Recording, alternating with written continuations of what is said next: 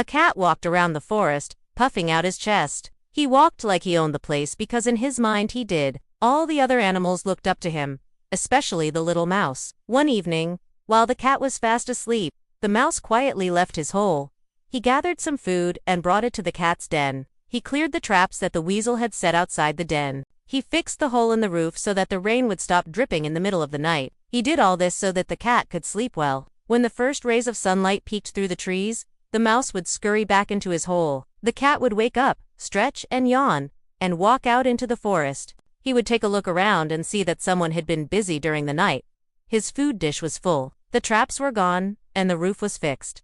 But he never saw the mouse, so he assumed that one of the other animals must have done these things. As the days passed, the cat started believing that all the other animals in the forest looked up to him. He started believing that they did everything out of admiration for him. Meanwhile, the mouse continued to fix the cat's den every night. One night, the forest animals were having a little get-together near the cat's den. They were praising the cat for being such a good hunter, for keeping their homes free of mice. Little did the cat know that there was one mouse that was helping him. The next morning, the cat woke up and strolled towards the forest animals.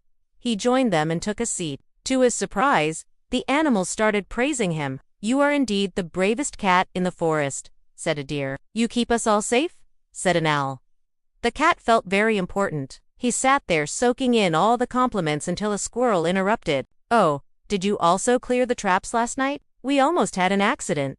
The cat got angry. He looked around and saw that the squirrel was right. Someone had cleared the traps just last night. He had taken his sweet time to do it because it was quite risky.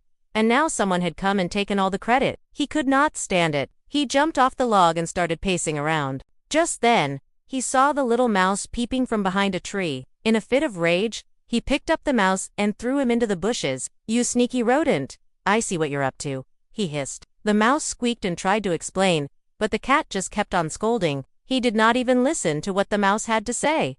He threw him out of his den and shut the door. That night, it rained cats and dogs. The wind was so strong that it tore off the old tree branch, blocking the entrance of the cat's den. As a result, the den collapsed.